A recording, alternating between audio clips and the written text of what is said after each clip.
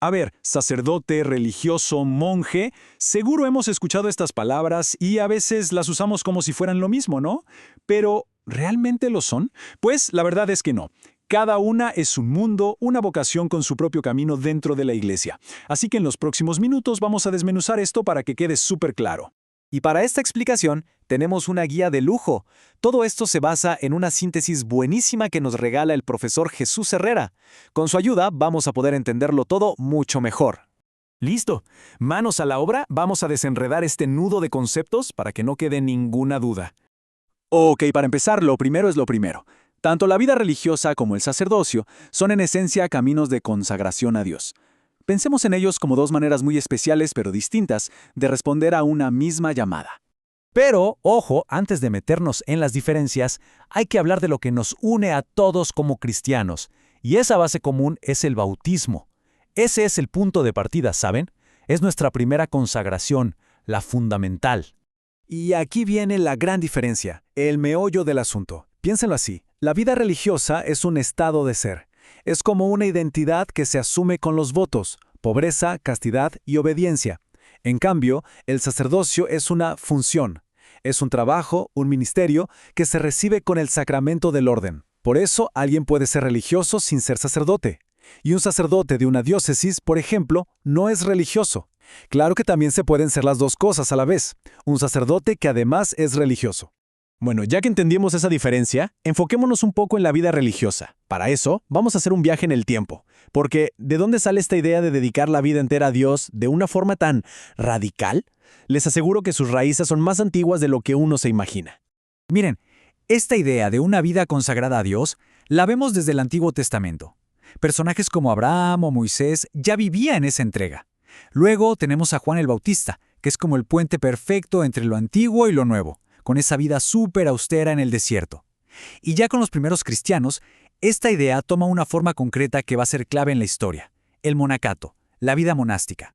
La clave está en la misma palabra. Monástica viene del griego monos, que significa solo. Y eso lo explica casi todo.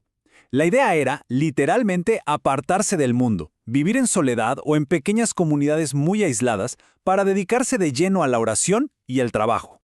Pero cuidado, que vivieran apartados no significa que no hicieran nada. Todo lo contrario, los monasterios se convirtieron en verdaderos faros de luz, sobre todo en la Edad Media. Mientras afuera, bueno, el mundo era un caos, dentro de esos muros se estaba cuidando y cultivando todo el saber de la antigüedad. Y no hablamos solo de religión, ¿eh? Hablamos de filosofía, de literatura, ahí se cutiaban los textos clásicos, se componía música, se diseñaban edificios increíbles, incluso se desarrollaba la gastronomía. Una buena parte de nuestra cultura occidental nació en esos lugares de oración y estudio. Ahora demos un salto a otro momento clave, una verdadera revolución. En plena Edad Media aparece una forma de vida religiosa que lo cambió todo. Hablamos de las órdenes mendicantes. Y aquí vemos el contraste perfecto con la vida monástica. Si monje venía de solo, la vida conventual viene del latín conventus, que significa asamblea, reunión. ¿Ven la diferencia?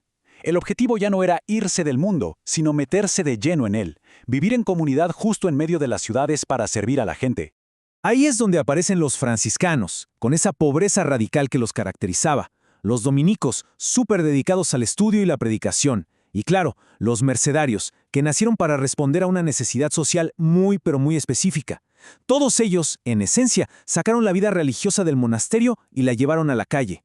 Fue una renovación total para la iglesia.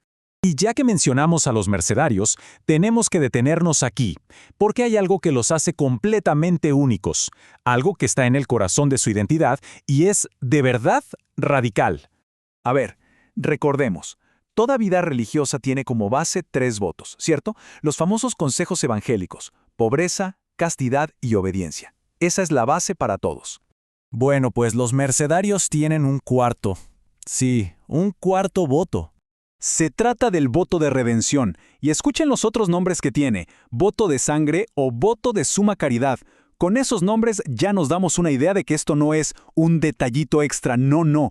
Este voto le da un nuevo significado a todo lo que hacen. ¿Y qué implica exactamente? Pues esto. El mercenario promete estar dispuesto a dar la propia vida si hace falta por una persona que está cautiva y en peligro de perder su fe. O sea, no es solo ayudar, es una entrega absoluta, hasta las últimas consecuencias.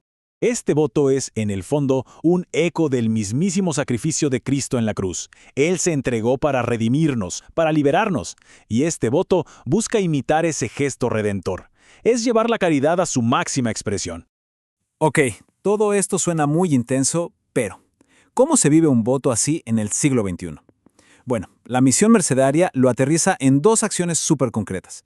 Son dos pasos: visitar y liberar.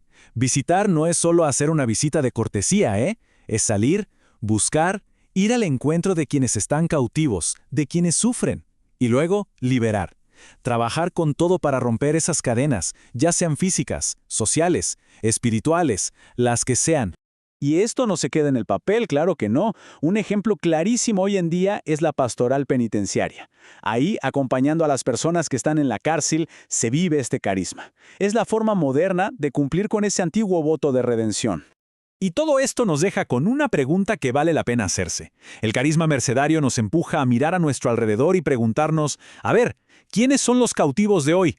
¿Cuáles son esas nuevas esclavitudes que vemos todos los días, sociales, digitales, hasta psicológicas, que están pidiendo a gritos ser liberadas? Quizás la respuesta está más cerca de lo que creemos.